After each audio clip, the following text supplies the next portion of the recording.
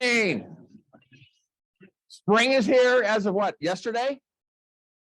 So Gino put together a video a month or two ago, Maggie, that we're going to play real quick about home services and who we are and a year in review. So lights, camera, action. Steph, will you hit those for me?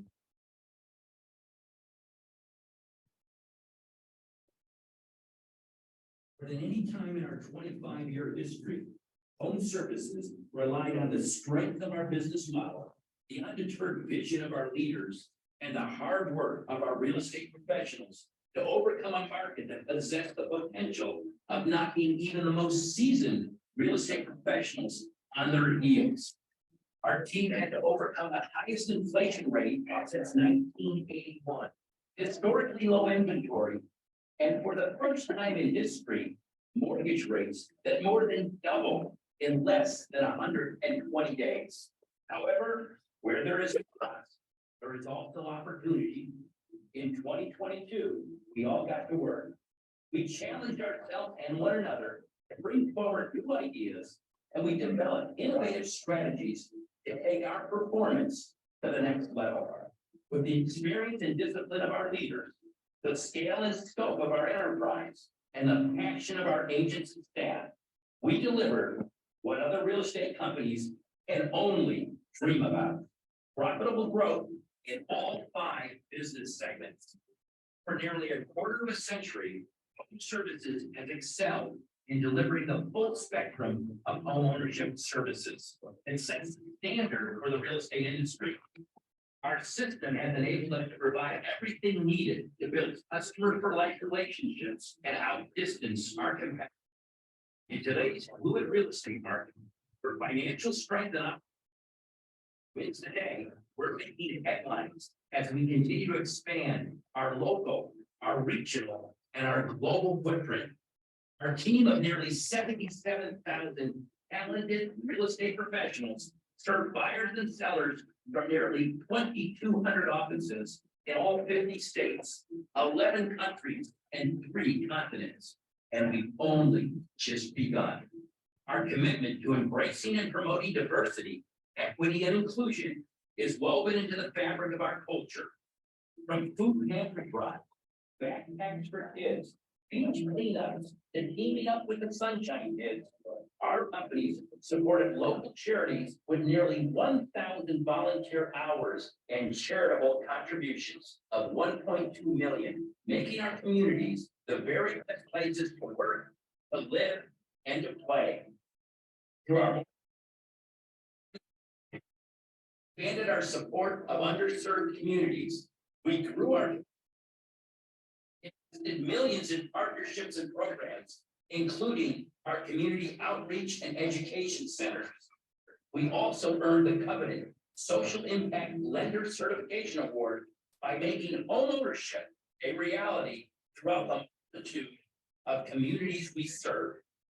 Perhaps nothing captured 2022 better than Stronger Together, our recognition event that brought nearly 600 top agents to beautiful San Diego. We learned, we share, and we prove to one another that while we each may have unique talents, unique perspectives, and unique skills, we are stronger together. We achieved our wildly important goals this year through something difficult yet impossible to do without: team chemistry. 2022 is the chapter of grit, of gratitude, and of growth, all in spite of great challenges. I'm so proud of what we've accomplished together. Our success has left no doubt whatsoever that when we come together as individuals, as teams, and as one united company, we are much stronger together.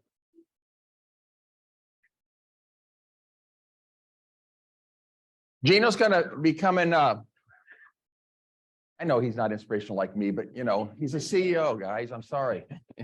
I thought it was a good video. We're going to have Gino come to town. Bill, is that by your head? Thank you. Thank you. Thursday, April 14th. So we won't have a sales meeting that Tuesday. but that Thursday, he'll be here. He's going to give about a half hour. So we'll switch our sales meeting from Tuesday to Thursday that week. And we'll get more details on that to you as we move forward. So good to see a lot of you in the house here today. Shannon, you want to show off that sexy brace? So first of all, breakfast is being out there.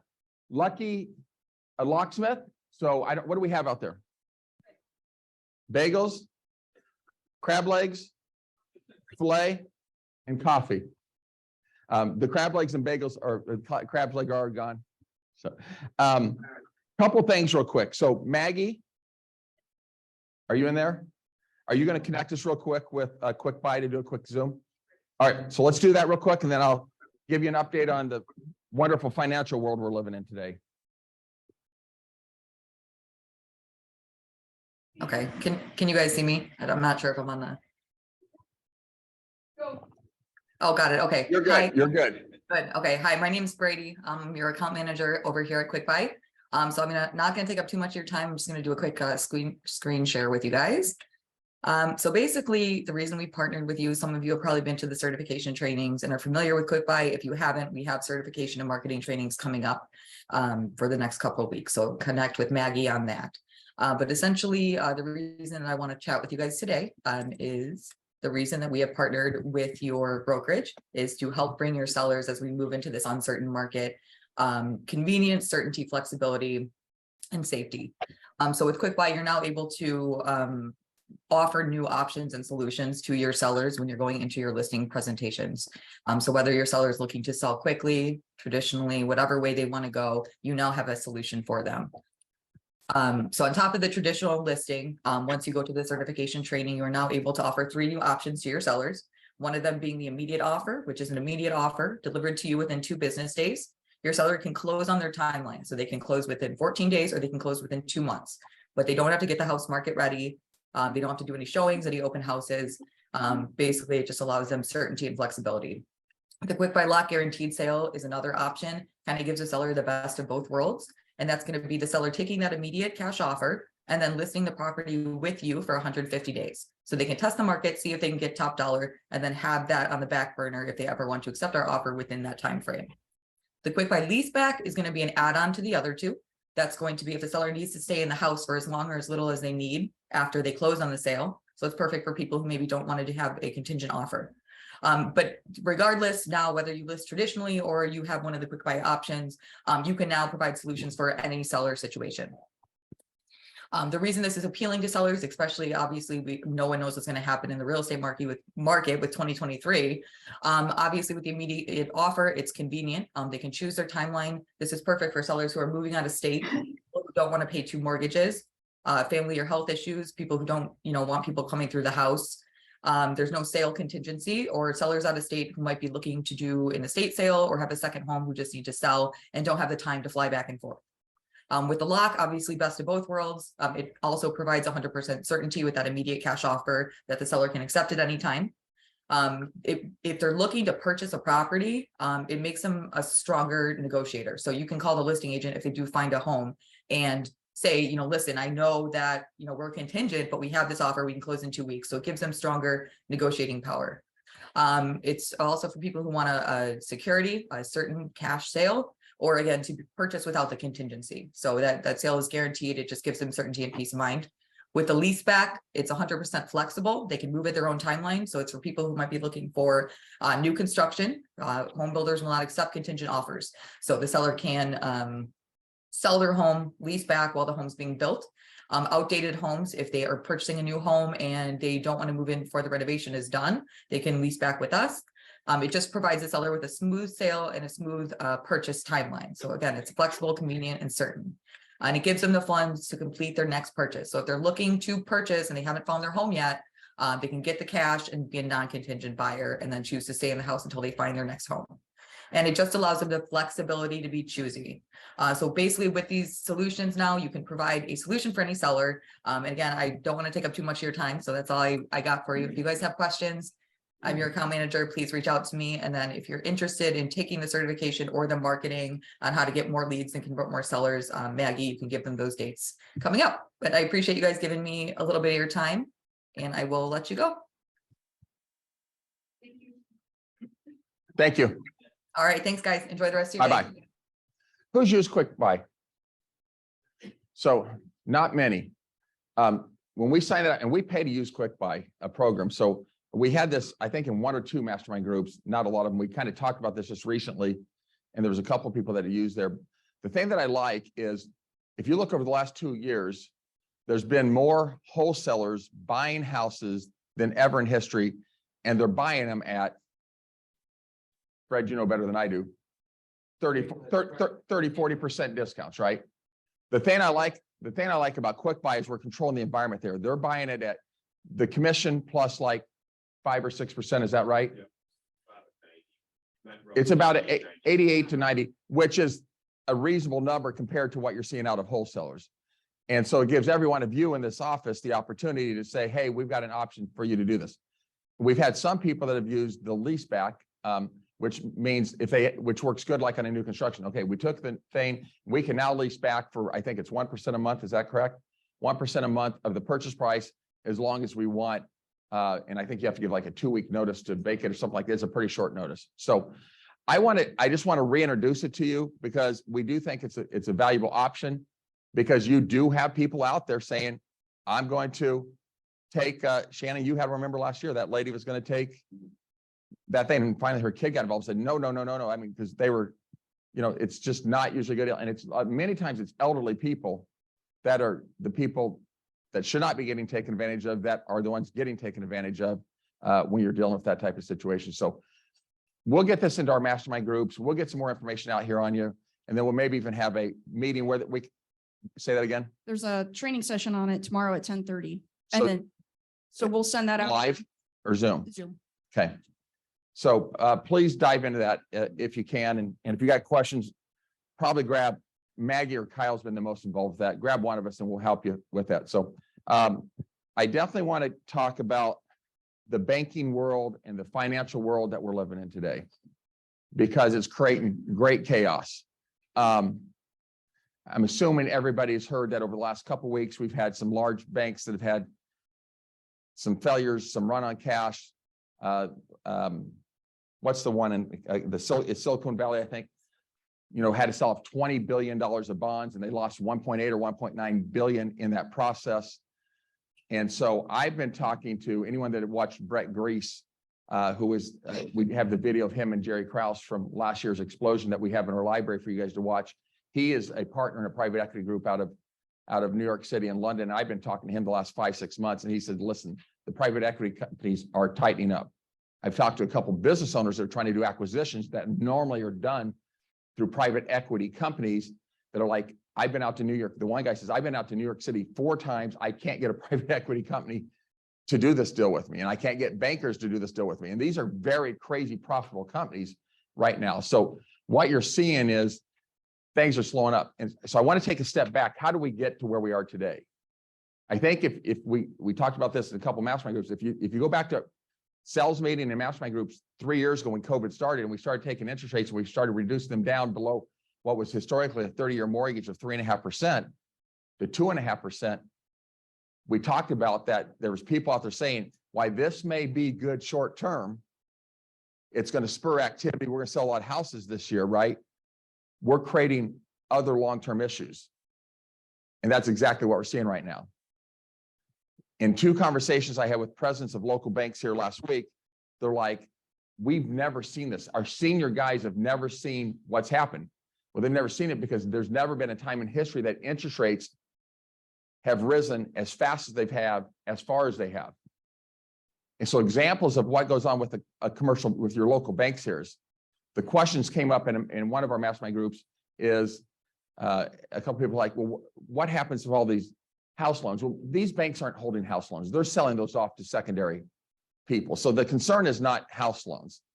2007-8 was all about the mortgage industry and the disasters of the mortgage industry.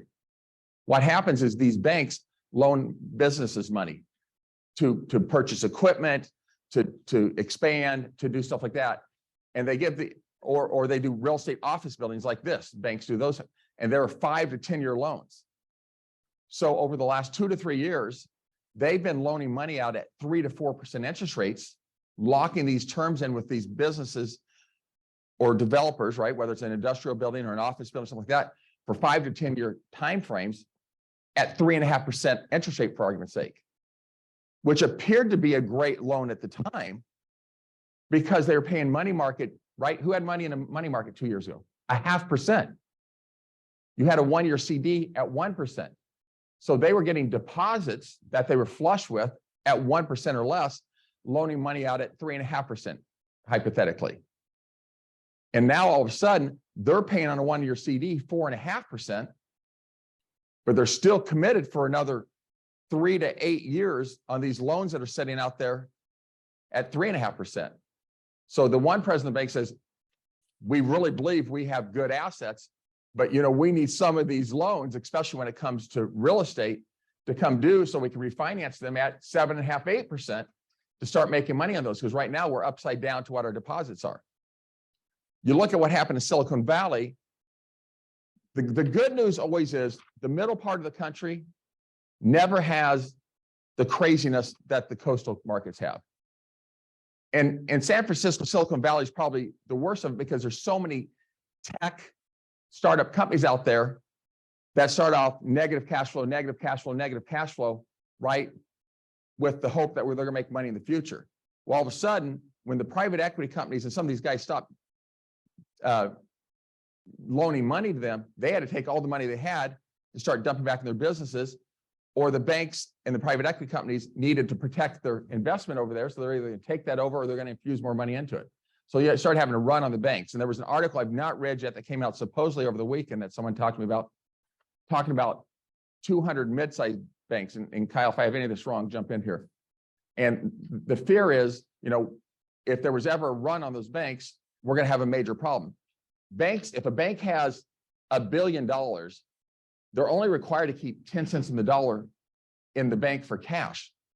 The rest of that's getting lent out to for car loans, for business loans, for real estate loans, right? The rest of that money is getting put to use elsewhere. And so they're not liquid. If someone says, I need all my money back today, all the deposits, to pay those things off. So right now, I believe there's a whole lot more questions than there is answers. The 3 or 4 people that I've talked to that is clearly a lot smarter than me, and I know that doesn't take much, but I'll say that we're going to find out really probably, some are saying over the next week, but for sure over the next 30 to 60 days, where are we at with the Fed? What's going to happen? What does this mean to us? Right now, we saw when all of this started happening at the beginning of last week, interest rates were, someone in the back, I see Allison back there. What was interest rates 2 weeks ago before this? 6 7/8 to 7%, right? They dropped immediately to 6 3/8, 6.5. Why is that? Because the Fed all of a sudden is like, oh shit, we can't keep raising these rates. It's causing problems for our financial institutions. They had said that they were going to bump rates a couple more times. The next Fed meeting is tomorrow, and they're talking about maybe doing it a 1/4 point, but they were going to do it a 1/2 point. So the Fed all of a sudden said, we're going to slow down raising rates. We've got to stabilize the financial markets. The mortgage market is not directly related, but it's indirectly related to what the Fed's doing. Short-term rates are indirectly related to long-term rates. All of a sudden, when they say that, it helps drop the mortgage rates because we had already had baked in there that we thought short-term rates were going to continue to go up.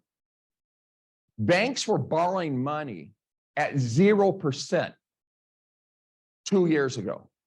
The prime rate today, the prime interest rate today, you hear people say, I've got a commercial loan at prime +1, prime +2, or something like that, is 7.75%. Inflation is clearly not under control. Why is the Fed raising interest rates? They're raising interest rates to try to get inflation under control. All you've got to do is go to the grocery store, look at the cost of anything, and you understand inflation is not under control. And real estate's been a part of the problem of inflation. That's kind of slowed down a little bit. So they're trying to get inflation under control. The problem's now they got to create stability in the financial markets. And to me, what's that mean? That means we've kicked the can down the road on inflation. Inflation is probably going to continue here for a period of time. And I think we've got a graph here talking about the cost of housing versus the cost of earning. Is that right, Aaron? Okay. Why don't you pull that up if you could?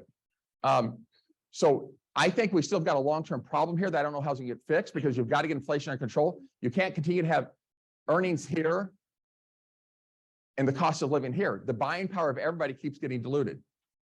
All of the money we gave away during COVID and all the spending the government does is devaluing the dollar by itself. Now you add inflation on top of that, and everybody's buying power is worse today than it was a year ago if you made the same amount of money or even a little bit more. And they've got to get that under control. Fewer affordable houses in Omaha. So we know that's the inventory one. We know, everyone knows that. Go to the next one. You all know there's less houses for sale than 10 years ago, right? Okay. Families burden. So a percentage of households cost burden, renters and homeowners. So and that's the other problem. Rents continue to go up, which is not helping inflation at all. Good for you, Sean, right? Go to the next one. There's one that really shows the buy part. Go to the next one. Okay, here we are. Medium home price change, and then the medium household income change, right? In 2020, houses went up 11%, but incomes went down 1.5%. 2021, everyone made a little bit more money because the government was giving everybody money. Incomes went up 5-point-some%, but houses went up 9%. And they didn't have the 2022 number, but I can guarantee you it didn't go up 11%. This is not counting groceries or all the other consumer items that are part of inflation. So there's a serious long-term problem that's got to be resolved with getting inflation under control. I tend to think what's happening here is I believe totally different than I did 3 weeks ago. 3 weeks ago, I thought interest rates are going to come up. First half of the year is going to be tough. Second half of the year is going to be much better than the second half of last year. I tend to think right now interest rates are going to stay where that, maybe even go down a little bit. The mortgage guys can tell me that's right, wrong, or not. Kevin, yes, no. What do you think? Rates. I'm hearing some people saying it could even go down to 5.5 because the Fed has no choice but to stabilize the financial markets. So we're going to go sell some more houses, which is good for us, but I'm not for this year. I'm not positive what long-term effect that's going to have on us the following year or two. So it's going to be interesting. The conversation continues to take place is our house values. Where's Jay Lisi? You're speaking next. You want to come on up here? Get ready. Sent me an article about a number of markets expecting house prices to fall 40%. I just don't believe that. The simple math on that's not right. Heather and I polled yesterday or Monday, I don't remember what day, building permits. Building permits, remember, in Douglas and Sarpy County at the height in 2005 and 6 were around 4,900 building permits per year. Scott, you pulled this for me, I think a year ago. Went down to 1,700 building permits in 2010, 11, somewhere around there. These numbers are close to right. We under, I know what I'm talking about, guys. Bartusi, if you lost, I'm shaving your head, okay? So 2003. Yes. 2,995. That's Lincoln and Omaha. That's Lincoln and Omaha. In 2021, 4,855. Yeah. And then if you took that down just to Omaha, the numbers are even less. I'm hearing they're expecting, because banks are tightening up on, they're telling builders and developers, get rid of lots, get rid of specs. So they're lending less money out. I'm being told we may expect only 15, 16, 1,700 building permits in Douglas and Sarpy County again this year. We're getting back down to 2010, 11 numbers. Population's grown the last 15 years in America and Omaha. We've undersupplied the number of new construction houses. We've not built enough houses to keep up with demand. And the problem that you see when you look at building permits, we used to always assume in Omaha, Nebraska, a building permit meant a new house that was for sale to the consumer.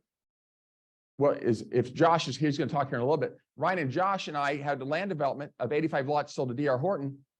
They did all 85 of those. They closed them in 6 months, and they're building all 85 of those to rent. So that's not those 85 houses out of the 1,700 permits. They're not even going to be for sale. They're going to be for rent. So we're still not building enough houses to keep up demand.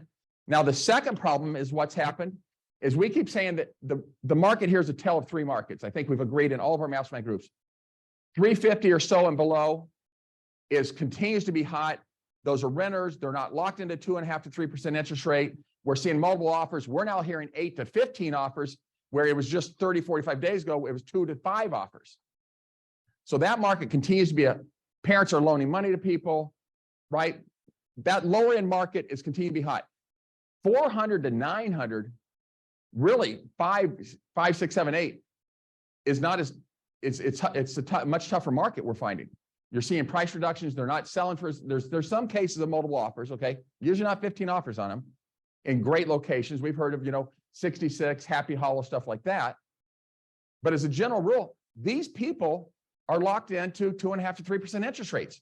They're dependent on a mortgage. They're worried about the economy. They're worried about their income, and they're worried about inflation.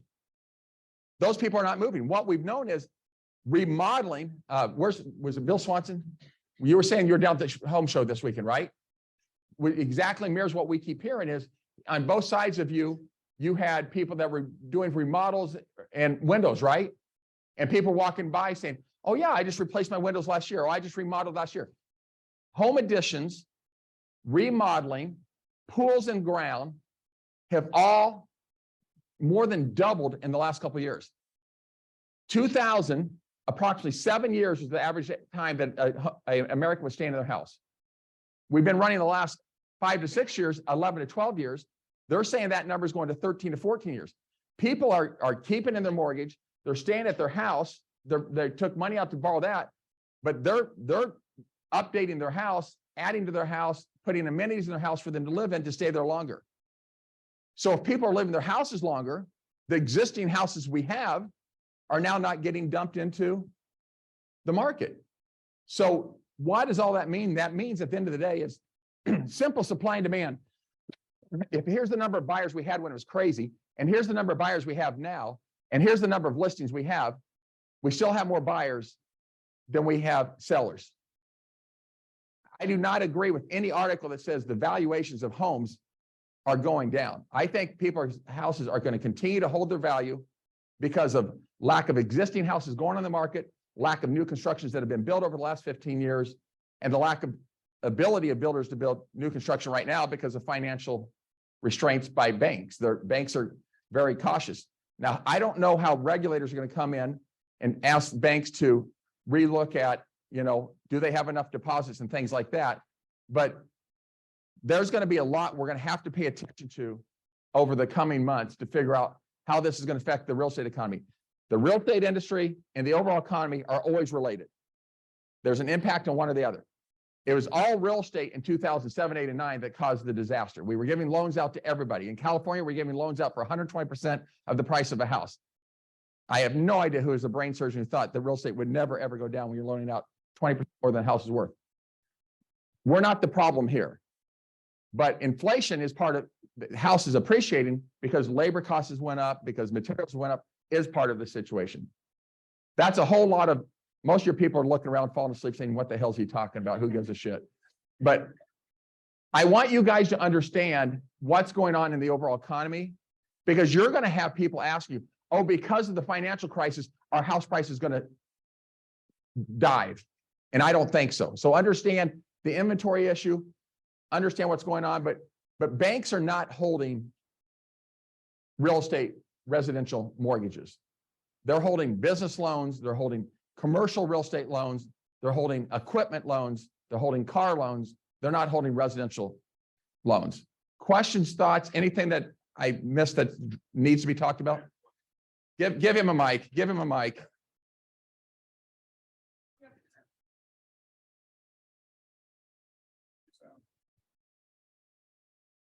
All right, does this work? Good. I generally agree with what Vince said, but don't. But here's what I tell him that. disagree with. It's kind of nerdy. I think TJ O'Leary is about to come stuff you in a locker. But anyway, so in general, I think, he pretty much hit a lot of things that I would say, and probably more than I would say, but I think it was very informative. The one thing I would add, I think is probably a good point, is you're talking to clients. I think about interest rates and what we're going to do in a little shorter term. I think you're right. In the next couple of weeks, we're going to know. But as we've seen the dip in mortgage rates, as Vince said, we're still on top of inflation, right? So I think in general, I think we all know rates are probably still going to tick up. The question is when. And so as I look at this recent drop in rates in general and mortgage rates in the same way, as you guys are talking to your buyers, I think this might be a good window for them. So again, I don't know. Nobody knows absolutes. But, you know, as we talk about the next couple of weeks kind of being critical for this, again, I think we're going 25 basis points tomorrow. Up until, you know, 2 weeks ago, I was thinking we're going 50 basis points tomorrow. So, you know, but again, we're still on top of that inflation mark either, right? So I think over a longer term, we know we're going to tick up in rates because either two things have to happen for us to get that back under control. The American consumer's got to stop spending, which isn't going to happen, or I would say unlikely, and the federal government's got to slow its spending, which again, I think is probably For sure unlikely, not right? happening. So looking at those two things, like my general conclusion would be rates are going to tick up. So again, I think this is probably a decent window. So if you guys have buyers that are kind of worried about this, that might be a good message to deliver to them. Yeah, So that's what I wanted to add. I agree. I mean, I think rates are coming down. I don't know for how much this year, but ultimately at the end of the day, they've got to go back up. Inflation has to get under control at the end of the day. So until it's under control, the only way to get it under control is to raise rates, to slow down the cost. Or of the it. other two things happen, which I think They're not are happening. probably unlikely. Yeah. I'm not banking on the government to stop spending money. So any questions, anybody, any input, any articles that you guys have seen or read that you want to add to this? Wow. The third tier of people buying houses is the upper end, and we're seeing every single week. It's been $1,250,000 plus, where houses are selling for $100,000 over list price, multiple offers. And so interest rates don't seem to be bothering the upper end market. It seems to continue to be very strong. I think a lot of that is they can pay cash. They're not worried about what the interest rate is. But the second part of that is we're seeing it, you know, someone said this $1.5 million existing house, well, if I built the house, it would cost me $2.5 million. So I think the cost of what's happening in new construction is also flowed people back into updated, good location, existing houses. And so that market is the third part of the out. Lower end, strong, middle end, tight, upper end, strong. And it's crazy. And that's what I'm hearing around the country. When I talk to my buddy that runs the brokerage up in Vail, he's like, you know, our lower end markets are not doing well, and their lower end markets are up to $1.5 million. You know, he says, but the $3, $4, $5 million plus stuff, it's crazy. He says those people are still buying these as second homes or other things. So kind of across the country, I'm hearing that same thing. All right, there we go. Pump them up. Heather's like every time I walk into a mastermind group, wow, let's depress everybody. On a good note, real quick, Maggie, you want to come out here? Who got my email about Maggie last night? So give her a hand for leaving. No, we are, I think you're excited. I know when you talked to me, you were nervous and excited. I said, don't be nervous. We always want people to improve and do what they love doing. So talk a little bit about what your new position is going to be. Maggie is going to be hanging around here a little bit because she's going to be implementing for Home Services America. Part of her new job will be implementing the KV Core rollout. So I'm It gonna let has you, to go I'm gonna, really well. let's talk about, yeah. So we have firsthand, if that's going really bad, we have someone that maybe can help us out, but she's going to be here. We're going to work on a transition, but I am excited for her. I know she's excited about her new position. It's a promotion for her. I think doing what you really love doing. So we do wish you the best, and she's not going to be a stranger, and she's still going to continue to be around here. So talk a little bit what you say, whatever you want about it, and then maybe dive into KV Core if you could. Sure. So this will be short and sweet because it's been a little rough the last couple of days. What I will be doing is working with IT, marketing, CEOs, trainers across all the home services network, helping launch first and foremost Rev and KV Core. And then there's tons of other things coming, whether that's financial transaction systems, website. Doesn't that excite you guys? Nothing too exciting there. So just making sure it's on track, people are following best practices. I am excited about it. It's a cool opportunity. It's working with a team of people that I have worked with the past year. So I'm pretty excited about it. So thank you. Thank you all for everything here. That's it. Do I talk about KV Core and our rollout? No? Okay, so we have a pilot group of users. We've kind of identified you. Let's close that form. I think there's like 40 or 50 people that are going to be our pilot group. As soon as we have the final MLS agreement, and I have a call on that today, we should be able to start inviting the pilot users to join and log into KV Core. Really, the goal is, and I will give you an example. So I have it. And I was searching with my in-laws this weekend in Lincoln because there was a house that we posted that my father-in-law used to live by. So we pull up this house, we're looking through all the photos. She hands me back the phone and says, you just got a text message that Maggie was looking at this house. So I'm in there as a fake client. I'm on the search using it. It is texting me as the agent saying, hey, so-and-so is looking at this house in Piedmont. You might consider reaching out. So it is very cool that way. I was testing our data. It sent me a summary that night that said, hey, you have a hot buyer. Maggie was looking at 15 houses. You might want to reach out to that person. So it is really prompting you guys on what your clients are doing and the activities. So, I mean, that's just one layer of it. There is a lot involved, and I don't want to overwhelm everybody with what it is. It's a very, very cool platform. It's very intuitive for our agents to use, and it's very, very client friendly. So the goal would be to get this launched to everybody as soon as possible. Middle of April would be a fair assessment. So middle of April for that. Sandy, did you have a question? It is also a contact management system. So if you're looking and saying, okay, how do I start today? Figure out where your contacts are currently living so that we can get them exported into an Excel file. That is the #1 goal. There is a team of people at KV Core that will help you get those imported. But now would be a really good time to get those contacts kind of cleaned up, or at least identified. You know, maybe you're using another CRM that you don't love. Maybe you're using another CRM that you're spending thousands on and you want to look at shifting to something else. You know, let's talk through all of those things. If you have them in Sage today, they will sync to the new CRM system when we launch. So if you're already using some of the HSF or the franchise tools in Sage, those contacts will sync over. So, and I'm here for all of those questions. So. Anyone else, any questions on KV Core? I know we've been waiting for this and we're excited for it. You would, yeah, so it's just a CSV file. You would have to export it out of your existing CRM and then import it into KV. Ryan's question was, if you're using another CRM, can it get transported over? So, All right. thank you, everybody. Thank you. Congratulations, Maggie. Thank you.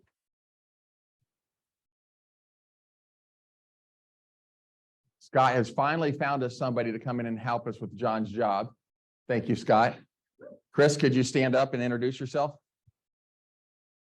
Just say, so if you see him floating around, he's doing building maintenance and breaking down these rooms and getting ready for masterminds and stuff like that, things that John was always done in the past. So welcome him as you see him running around, guys.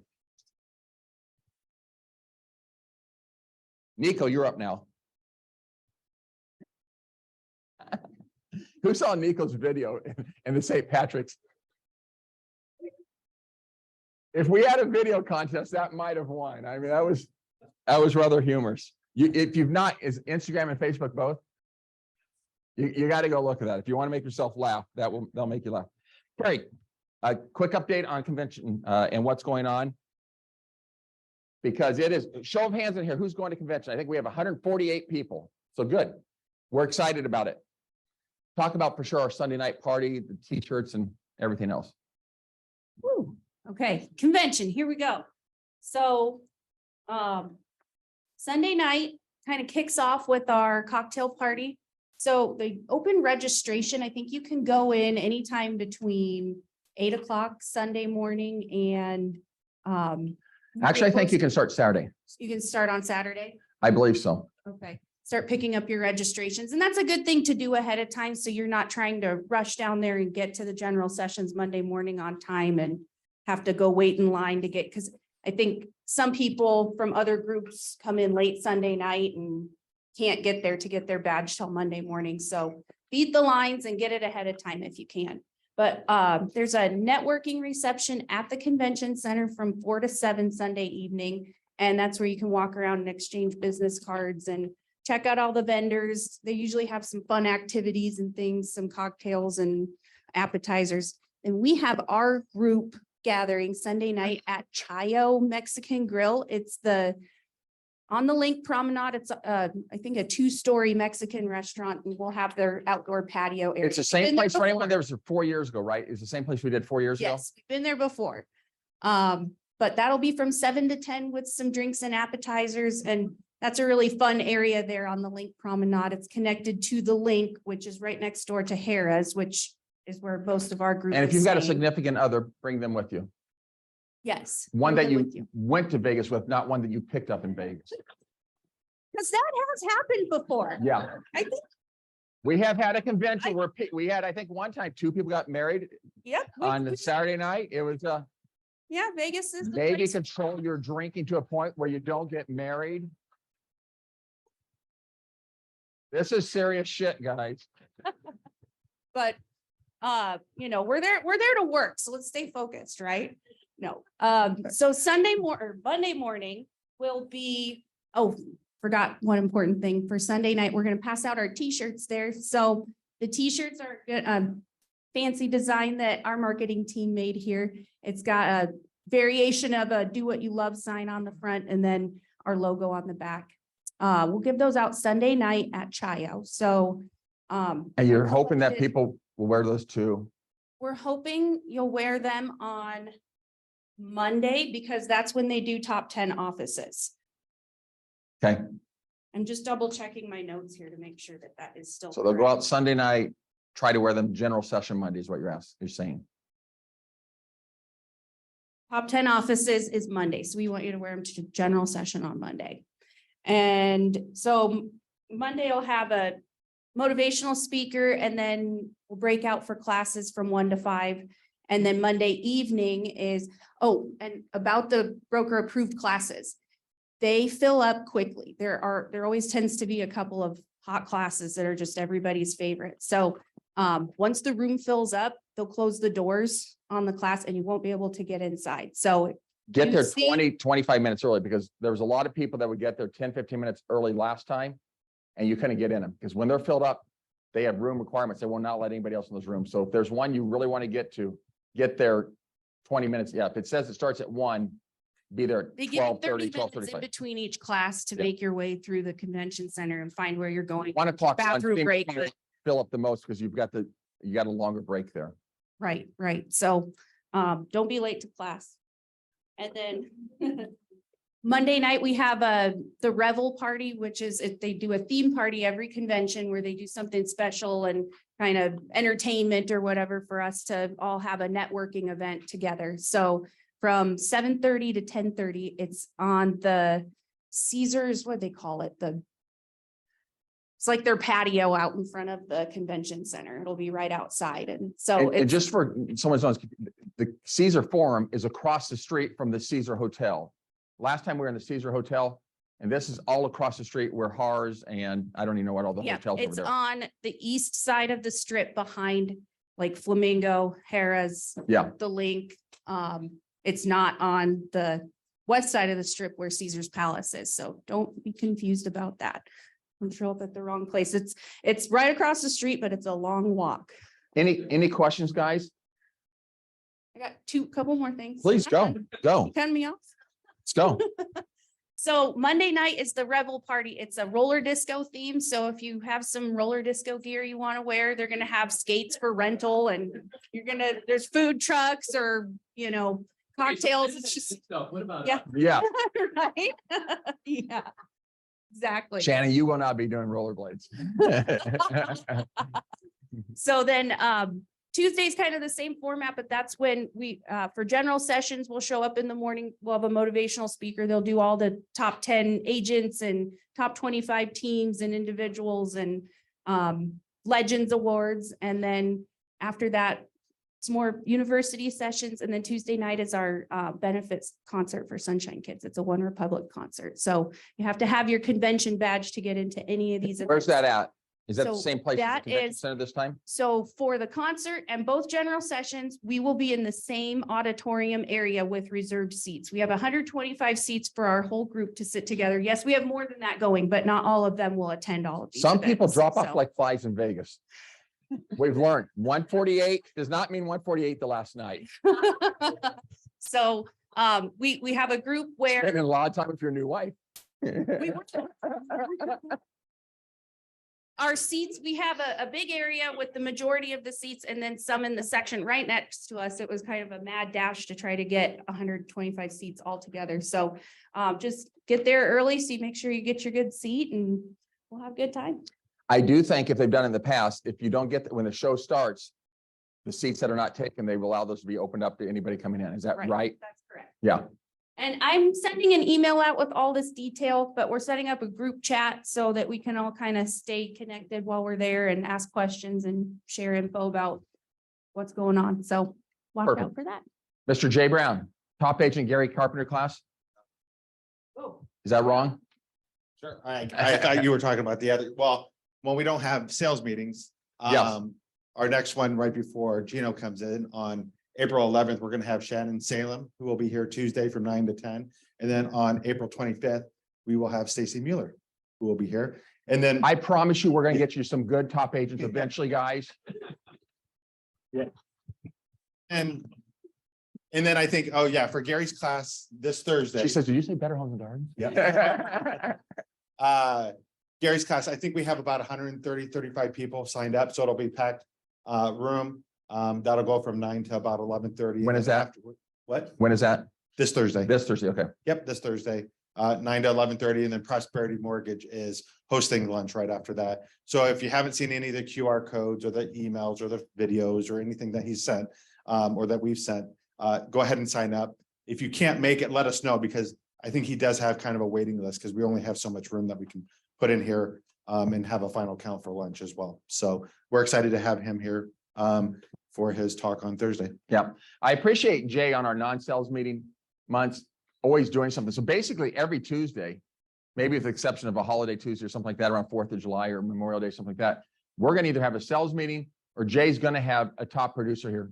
Good ones, really good ones like Shannon, that are gonna be here talking about what they're doing. And it comes back to what I appreciate about, Diane, I think Hughes was in last time, right? Is these guys come with that attitude of abundance that we always talk about. They come here expecting nothing in return, knowing they're sharing with other people. And this is an opportunity. There's no reason, there's no way you come and listen to Diane or Shannon or any of these people and don't pick up something that you can incorporate into your business to make you more productive. So make these things a priority if you're trying to continue to grow and take your business to the next level, because you're going to walk out of there with an idea or two that's going to help you be better than you were in the past. Thank you, Jay. Scott. Social media guidelines. We've had some questions on that in some mastermind groups. What you can do, what you can't do, especially when it comes to, I think we sent an email out on it again, where if you've got on Instagram or Facebook, where does Berkshire Hathaway have to be? Because the broker's name has to be on all marketing. So economy, convention, and Maggie, who cares? Let's talk about something important. Your TikTok account. So I'm sure everyone reads the commission comment, right? So this will just be a recap. Show of hands. How many read that? 8 liars. So Samantha Lowry's the director of enforcement. She wrote an article. I exchanged a couple of emails with her, and it sounds like, in her opinion, we're doing a pretty good job on Facebook and Instagram. What's she really points out is that we're not a click-through state. So if you're advertising, and basically their standard is if you're advertising in any way, if you are self-promoting, if you're talking about real estate, if you're talking about property sales, inspections, in anything that touches upon real estate or trying to drive business to you in any way, that is advertising under the Real Estate Commission's rules and regulations. Therefore, that needs to comply with those rules and regulations for advertising. And that means that your name always has to be next to the brokerage name too. Your team name, broker name, and your name all have to be together. And so if you're doing TikTok, and she's watching your TikTok, so enjoy the views. Congratulations on those views. But she's watching them. She's seeing it. She's seeing one of the things, the biggest issue that they're having right now is people aren't doing TikTok right, at least from the Real Estate Commission rules and regulations standpoint about how to properly advertise. And they're saying, hey, look, if you go to your TikTok and you're going to talk about real estate, your name has to be there, and also your brokerage name next to your name. It has to be there. It has to be the first thing you see according to those rules. So when you're doing that, you got to be very, very careful about that. Yeah, you can't put it at the end of No, no, no. a comment or remark. no, And no. it can't only be on one page. It's any clickable page. Right, anything clickable, it has to be prominently there, it has to be displayed, it has to be the first thing that you see. It can't be click here to see where I am, it has to be right on that screen, basically to do it. And so if you're gonna do TikToks, if the best way to do it is get it in your name if you can, which may not be possible. I don't know how long TikTok names can be or it makes any sense to do that. But that's what they wanted on Facebook, of course, and Instagram. And we actually had to go in and get our trade name changed so we could go BHHSAMB as a trade name. So you could put that on your For Facebook social page. media only, that is Correct. now acceptable Yep. as the broker's name. We had to do that a couple years ago because there's not enough characters. I believe it's on Instagram and TikTok. Right, same thing. TikTok, Instagram, Facebook, any of those posts. And of course, it's the same thing. And we've talked about this before, and we'll send the email out again about if you're going to link to some, listings or someone else's listing, you have to be very, very clear that if it's not yours, you got to say who it is, where it came from, and link back to what we call an IDX feed, basically a page where it's the full MLS listing information. You can't just take pictures of it and put it on your post because you don't have permission from that seller to do that. And again, so you got to have your name, you got to have the Facebook thing. And if it's another listing from a different company, you have to have a link back to it and note this is an NP Dodge listing, something like that. But- Okay. About the hashtag BHHSAMB, does that count or? That would potentially count if you're using it properly, but again, they want it very prominently. They want, yeah, I mean, ideally what they want to see is it's the first thing that you see. It's the first line after your name. First line What after they your really name. want. If you're going to put your name up there, it has to be on there. And so if you're going to link to any information, you have to have the broker name on it too. Chris, Can you use, I can put in your name, Chris Beaton, that broker out. right? Then, yeah, you're compliant with Berkshire what they Hathaway want. Home Services and Bass Real Estate. That's the you're right. problem. The number of characters is so long. That's the reason we had to go get BHHS A and B. And Heather's asking, if you watermark your picture, yes, that works. too, Watermark as the long as you picture is have it fine, right. too. Yep. It has to be, I mean, their whole point is prominent. There can't be any question about, that's my phone vibrating against the microphones. Hold on. That's my mom. Mom, I'm speaking. I'm very important right now. I am a birthday boy in a couple of weeks. She's probably getting a jump on it. So again, what we were talking about, what's important in life, TikTok. So yeah, I mean, that's the thing that they're really paying attention to because so much of it's not in compliance. And so I think that they were trying to be nice and send out an article in the commission comment to let you know that their next step is to come for you. So And we sent out the rules of what's acceptable, not per our conversations with Greg Lemon. Did we send an email on we're that? going to do that. We're going to do that We're gonna today do with this and Okay. connect it to that. So Okay. it all goes out at the same time. Perfect. Any questions about that? Okay, All right. great. Thank you. We're running shorter on time than I thought. So Josh, are you floating around out here? Sunshine Kids Golf Event. We're not having our big event that we do that every 2 years that we did last September. But we are going to be having the golf event that Josh is kind enough to always put on for us. Thanks for rolling it up, Scott. Yeah, like Vince said, we're not having the big event this year, guys, so keep that in mind. We always have a great turnout for the golf event, so I guess I'm less concerned with us filling the teams, but you will, did we get the mail or the printout done before the meeting or no? Okay, so the flyer is gonna go out. You guys will see that. Again, we started it last year with the QR code. It's super easy to sign up for anything that you want to sign up for. There's the team with the all for one where you get the mulligans and the raffle tickets and stuff like that. It's going to be at Tiburon again, which is always a great host, June 12th. Something different this year is we're going to have event sponsors. We had some last year kind of hastily thrown together and we had some great sponsors that came and did it. But this year we've got 2 back patio sponsors available. You may have noticed last year there was a couple of vendors that did it. And they had drinks all day, so great visibility. So talk to your vendors about that.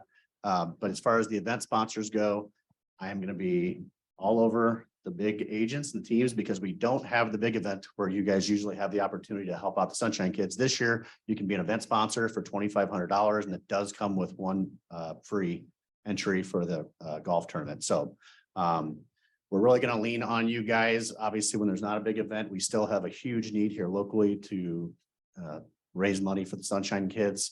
We've got a great team of people that help us every year. If you guys are interested also in helping that day, or if you think, hey, I know some people that would be good for raffle items, we're probably going to pare that down a little bit this year and trying to get maybe some more trips, golf trips, things like that. That always seems to be a real popular thing at this event. Feel free to reach out to Ashley or Tawny or myself. We would obviously love to have your help in that.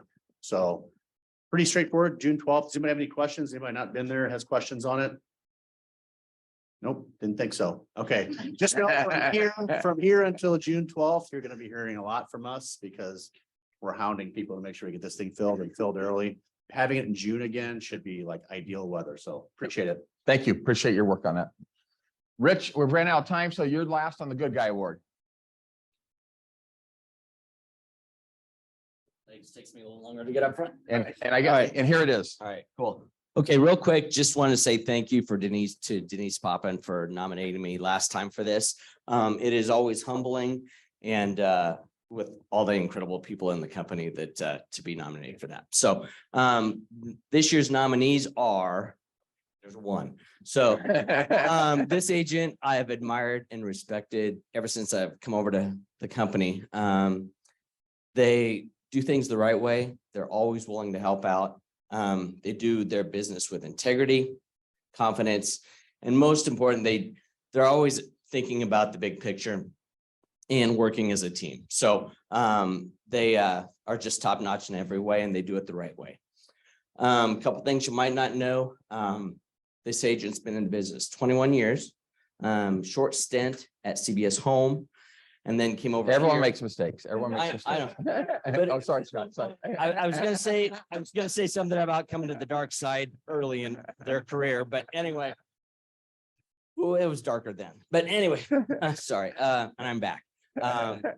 After coming over here, they became a rock star agent in the downtown condo market.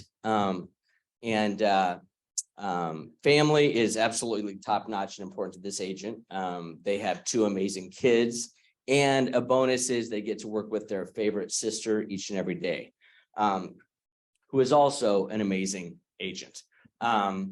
I'll wrap it up real quick. If anybody hasn't figured this out yet, I would like to congratulate Lori Paul for being a rock star. Good Girl Award. Is she here somewhere hiding?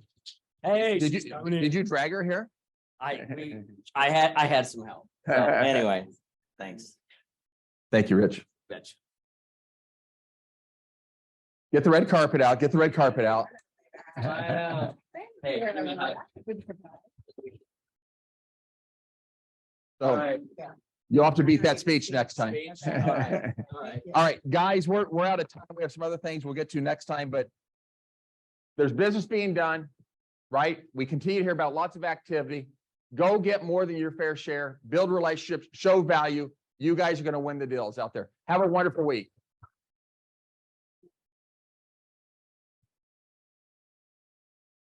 Aaron?